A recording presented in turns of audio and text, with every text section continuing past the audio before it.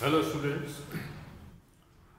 today I am going to start with the lesson class 8 metals and nonmetals, and that is the part 1, and gradually in the following parts which will be coming up we shall be dealing with the metals and nonmetals, and of course I shall be giving you some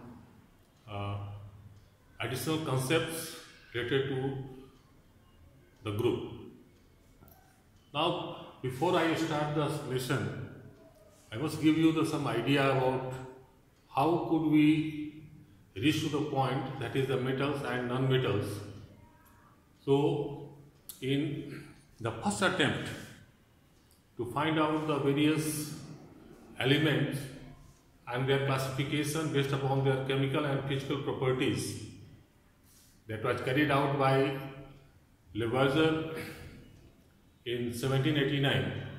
However, in your history you must have already studied that people earlier used to be nomads and they were not knowing about the metals and their importance.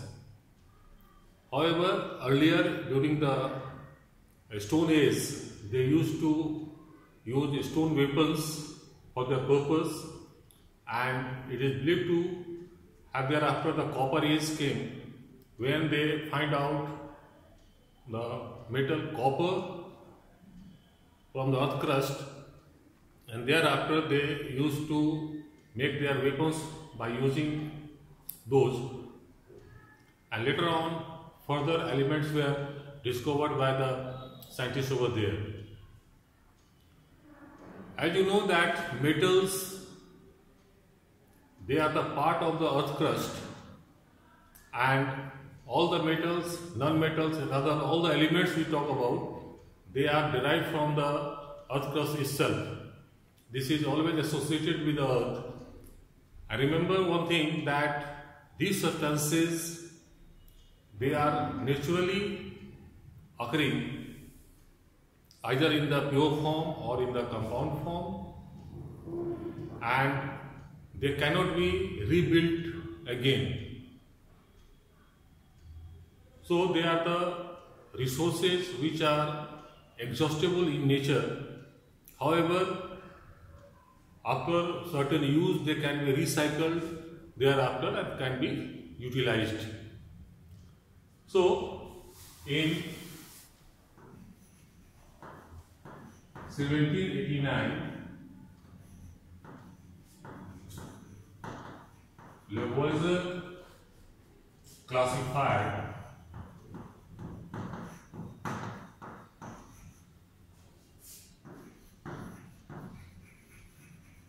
elements into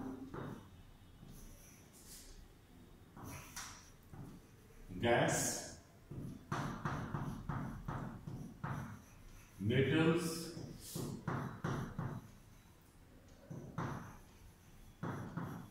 non-metals and earth based upon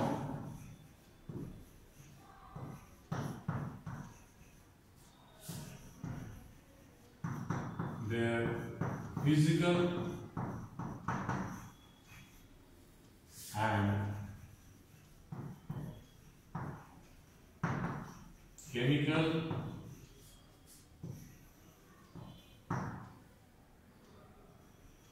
behavior. However, later on it was found that the gas and non-metals, they belong to the similar groups, and the metals and earth, they belong to the similar groups. So about that you will understand later on. So here, more importantly, the physical and the chemical behavior. But before we go with the physical or the chemical behavior of the exclusively metals and non-metals, let us understand why metals are so called.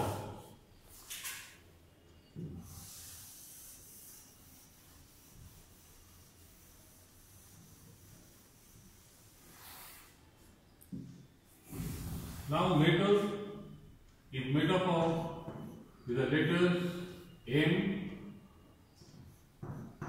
E,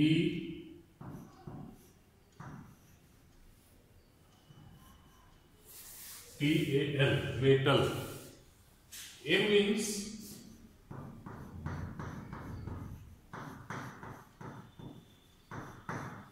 malleable, E represents electrical conductivity,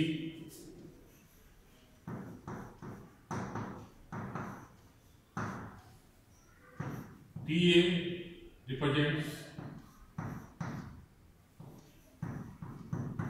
tensile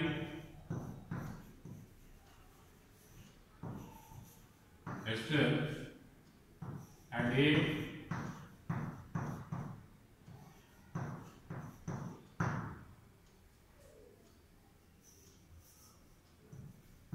that is the luster. So about those substances possessing these properties, that is, which are malleable, which are electrical conductivity, showing they have got the tensile strength and have got the luster, they are called metals, and those which are not having those elements, they were called non-metals. However, let us understand thereafter the various physical properties of the metals.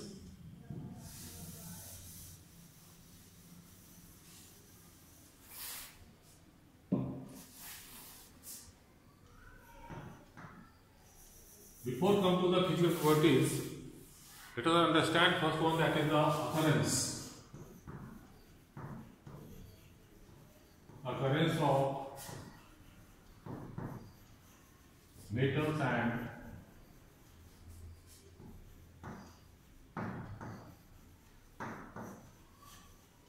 non-metals. Now,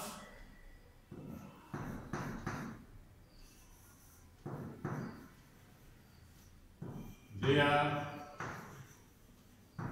found in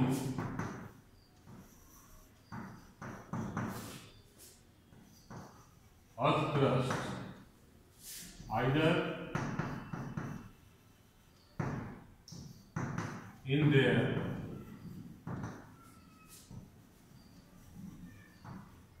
natural, or you can say the native state, or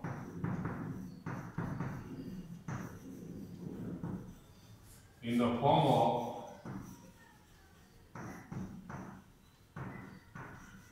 compounds. So, for example, some metals like gold, silver,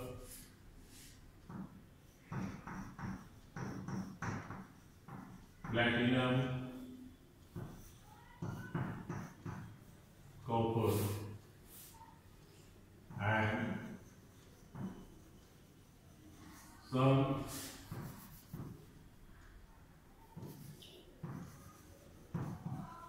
non-metals like oxygen, carbon, nitrogen are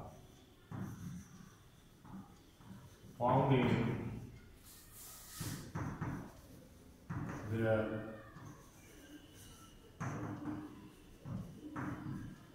native state, and they are likely to found in the form of the compounds as well. Now thereafter, let us go with their other physical natures.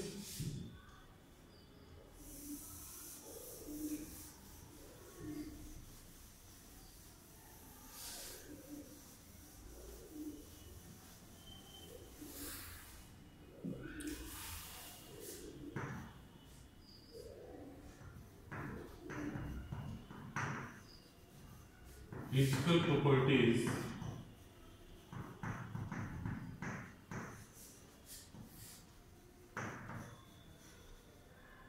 so we'll talk about metals first, that will be followed by non-metals.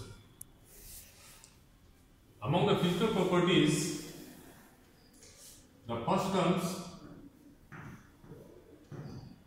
that is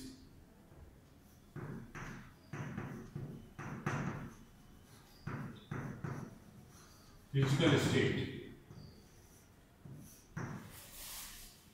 As we know, there are the three basic physical states of a matter, that is solid, liquid and gas. And among these three states, metals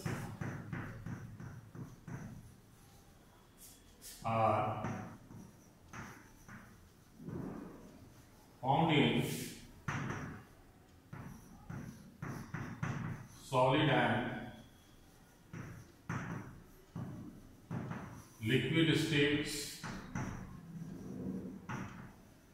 only. Remember, none of the metal is found into the gaseous state. So metals here are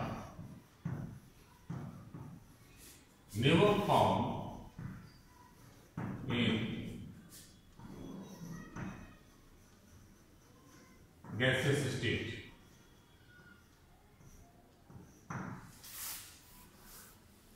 So on this basis, we can have lot of things among the non-metals. Second comes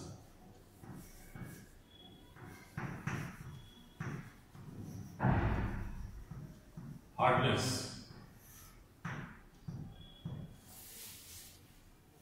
In the composition of the metals, the atoms, they are compactly packed, and thereby usually the metals which are in the solid state, they are hard in nature. So metals are hard in nature, or you can say the texture. However, metals like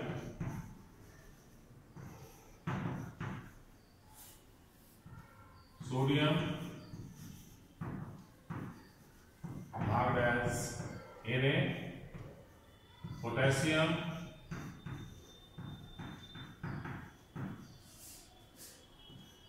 symbol is K, calcium, symbol is Ca, are soft enough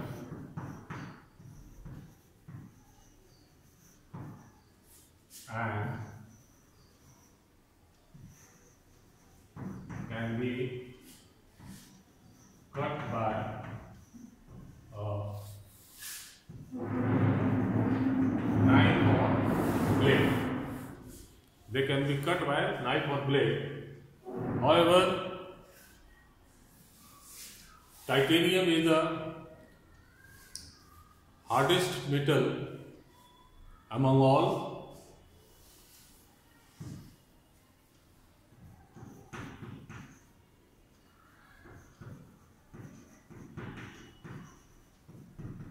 Is the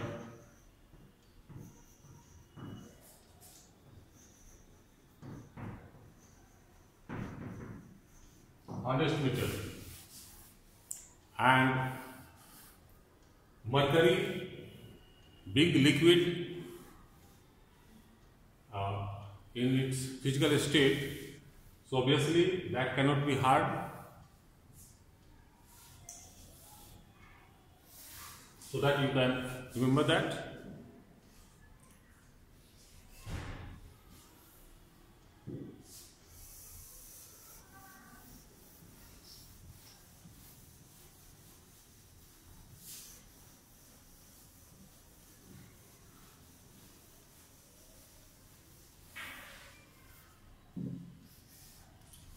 Next comes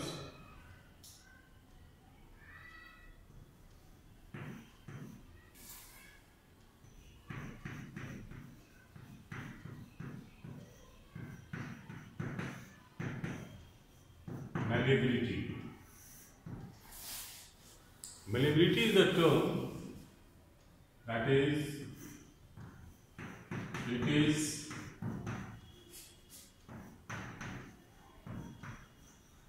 the property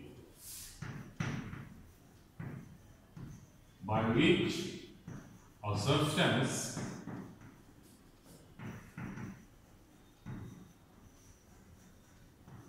can be beaten into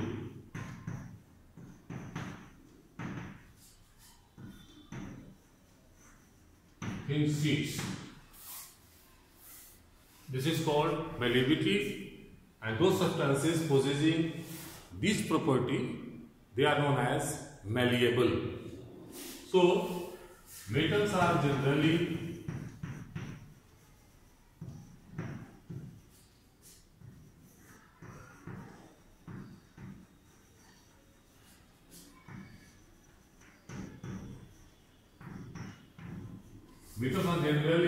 malleable except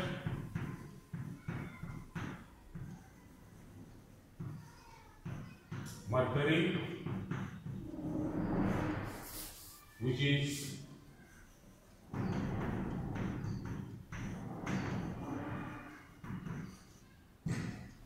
so mercury being liquid, it can't be malleable. However, generally metals are malleable in nature, and if you compare the malleability of the different metals, we find that is gold and silver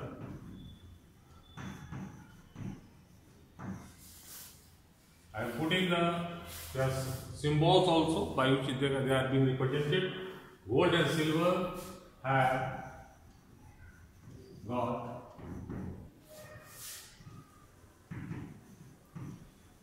highest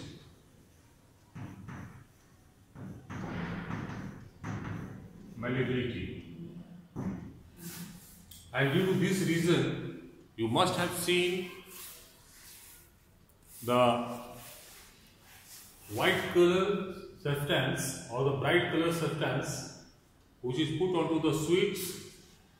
They are basically the silver foils, and they are made such a thin sheets because of its high malleability.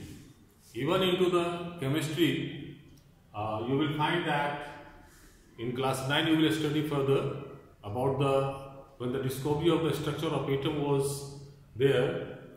In the Rutherford's experiment, it was taken the gold sheets over there because of its malleability, and even though the thinnest sheet of the gold was 1000 atoms thick.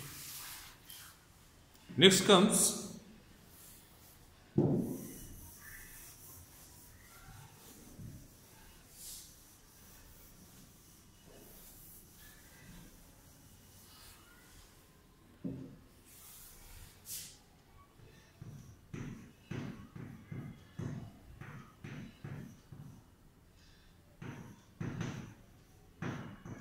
ductility. So ductility is the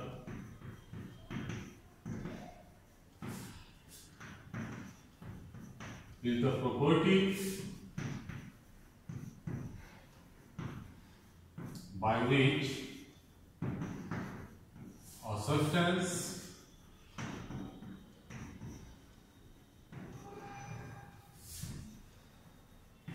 can be drawn into wires. As you know, wires, they are being used to conduct electricity, to tie the substances, to hang certain substances.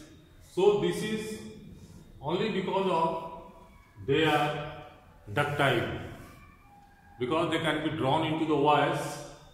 So metals are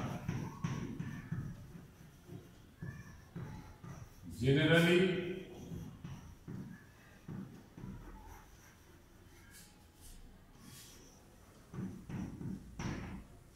ductile except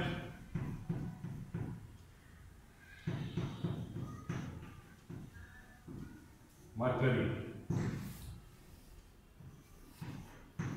gold and silver have got highest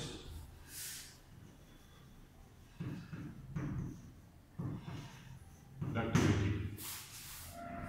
Here again, those who are highly malleable and malleability and the ductility, they are just almost the similar kind of properties which are associated with the metals. So gold and silver again have got the highest ductility, and mercury being liquid, it can't be have any ductility to it.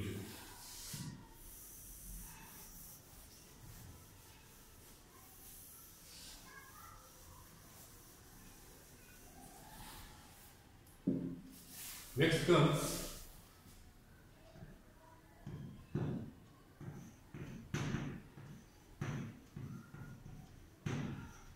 electrical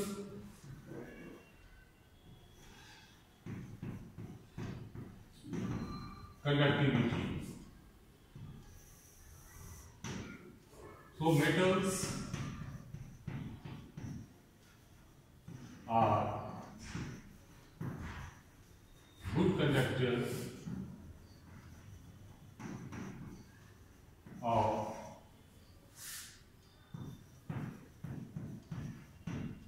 electric current. Remember one thing, those substances which are good conductor of electrical current, they are also the good conductor of heat as well. Because of this reason, the metal wires are used to for the transmission of electrical current, as well as metals are used for making the utensils in which we prepare our food, where the heat can be transferred. And this is because of the free electrons found onto the surface. Computer से क्या होता है? तो फिर mobile से कीजिए. अब ना मोबाइल से.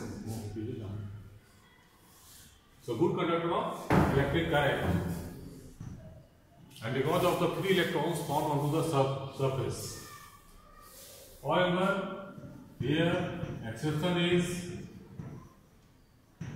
mercury is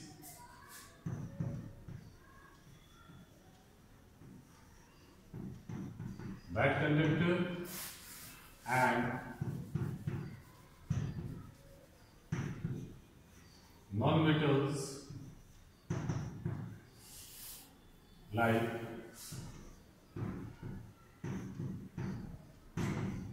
graphite and aerotrop of carbon. So as you know, carbon is a non-metal, and this allotrope means the property by which a substance found into the different physical forms but possess the similar chemical characteristics. So among these, the various allotropes of the carbon, they are coming up the graphite, then charcoal, diamond, they are all the allotropes. So graphite is also an allotrope of carbon, being non-metal, but it is a very good conductor of heat and electricity as well. As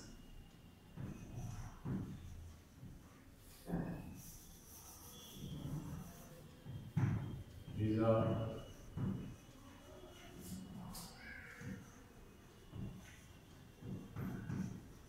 good conductor of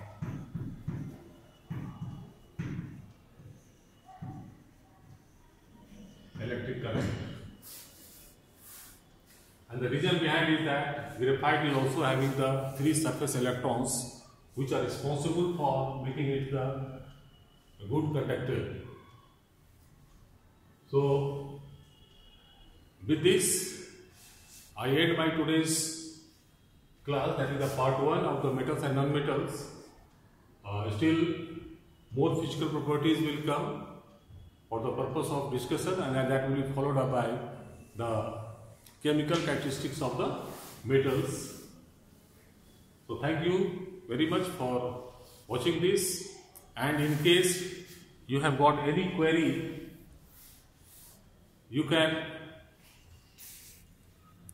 send your queries on my WhatsApp number 75420278994. You can send your queries on these WhatsApp numbers, and your queries will be answered in my next lecture, that is the part 2, where we will be discussing about. So thank you for watching this.